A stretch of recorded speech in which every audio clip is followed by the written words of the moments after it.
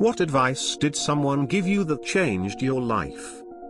Not everything in your brain needs to come out of your mouth. Or appear on your social media posts. I stopped myself from commenting many times, so yes, that too. I was always told to think 3 things. Does this need to be said? Does this need to be said by me? Does this need to be said by me right now? If it's a no on any of these, shut up. The way I've heard it is before you speak, let your words pass through 3 gates. Is it true? Is it kind? Is it necessary? If what you want to say doesn't pass at least 2 out of 3, then it's best to just keep it to yourself. To truly become the best, you must strive to surpass yourself, not the competition. I was told by my dad that the only person I need to be better than is the person I was yesterday. So what you're saying is I should slack off today, so I can be better tomorrow. Understood? Don't make permanent decisions on temporary emotions. But how do you know the emotions are temporary? You let them be and investigate them and their reasons thoroughly for a decent amount of time.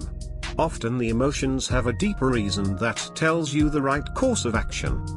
Of course, this is best applied to stuff like being angry or tired, etc. Don't make decisions in a moment of rage or frustration. The corollary of that is, don't make a decision until a decision needs to be made. Not quite advice, but a male coworker said his wife was his best friend, and I realized my husband and I weren't friends at all. Tried to change the relationship but eventually left.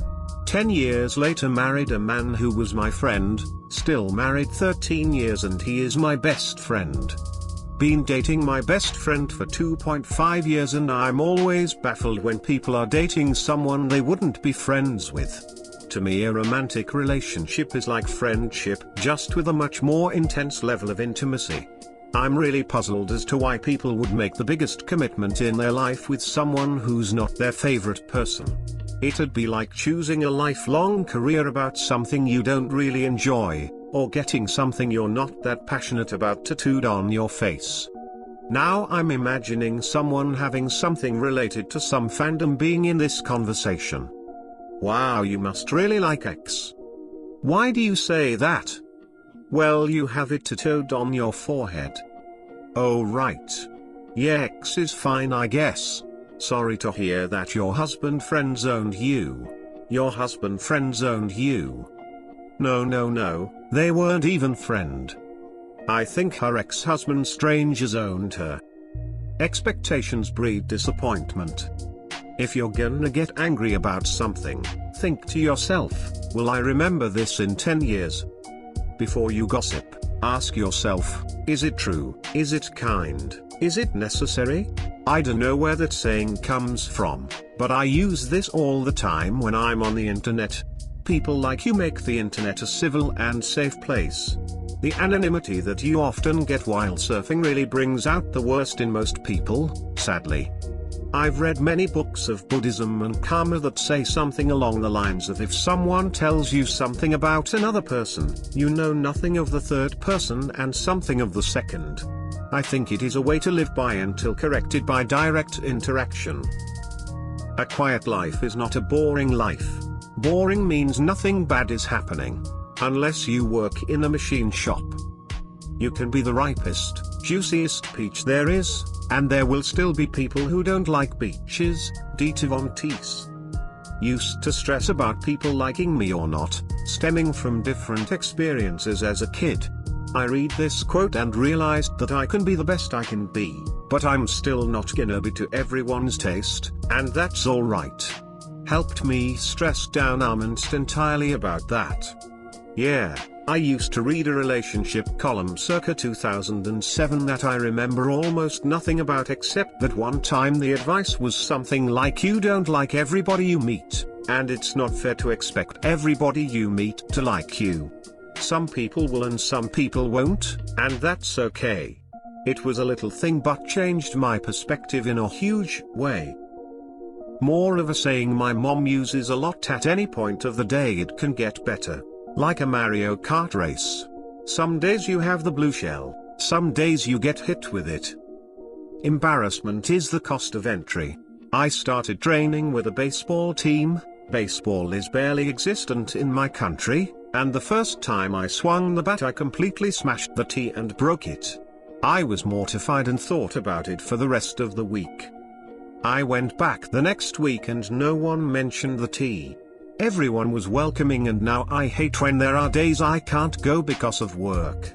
Same when I started BJJ and got dominated. Embarrassment is the cost of entry. Get over that and you'll have so much fun. I love sports with communities who welcome newbies. My whole life I've enjoyed playing new things and getting better at sports, and the best ones are the unpretentious ones. Smile. Don't worry about what other people are thinking about you, because everyone is only thinking about themselves. I also heard what other people think of you is none of your business. I think it was on a show, but I can't remember which one. This changed my life.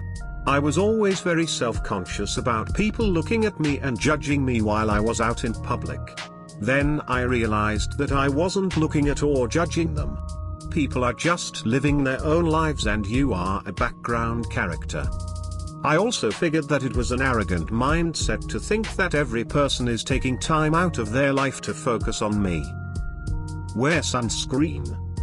Nobody knows what the fuck they're doing. I know this is meant to make people feel better about finding aspects of adulthood daunting. However, I would definitely amend this to something like everyone feels lost about something. Some people absolutely know what the hell they're doing in given situations and we rely on it daily. Saying they don't would be very worrying to someone who was, for example, about to undergo surgery. Or be inside a building. Expertise not only exists, but is a foundational part of society. Some people know some things extraordinarily well. And what is more, having something useful that you know extremely well can often be well rewarded. But a world-class surgeon might not have their love life in order. A couple on their 50th year of happy marriage might both have hated their jobs their whole working lives. That steady as a rock architect might dislike their body in the mirror. No one is perfect. But saying that no one knows what they're doing is far too broad and not nearly as comforting as it's intended to be, if you ask me. My interpretation of that phrase is that life defies plans, and no matter how well you think you have things in hand, from a professional perspective or otherwise, you'll inevitably be handed problems with no ready answers that you're nonetheless expected to find solutions for. That's the other half, I guess. Nobody knows what the fuck they're doing, everyone's figuring things out. I think it serves as a good reminder to understand that I'm not alone in feeling lost sometimes, and also to have compassion for people who are in the middle of figuring things out. They're still doing it better than me. Doctor, a manager at my boring office job questioned my motives for being there, leading me to pivot completely, go back to school, and pursue a career in an industry I'm passionate about. After graduating college, I worked retail and food service for about 5 years before landing a decent paying office gig. I was pretty miserable there, but I always assumed that was the best path to success because it worked for my dad. I was in my manager's office doing a quarterly review or something, and she asked me the classic, "Where do you see yourself in 5 years?" Since my dad started out as a programmer and worked his way up the corporate ladder, I'd always assumed that was the best way to success and happiness. So I told my manager I'd doing what you're doing, I guess. Why? She asked. I responded, isn't that what you're supposed to do?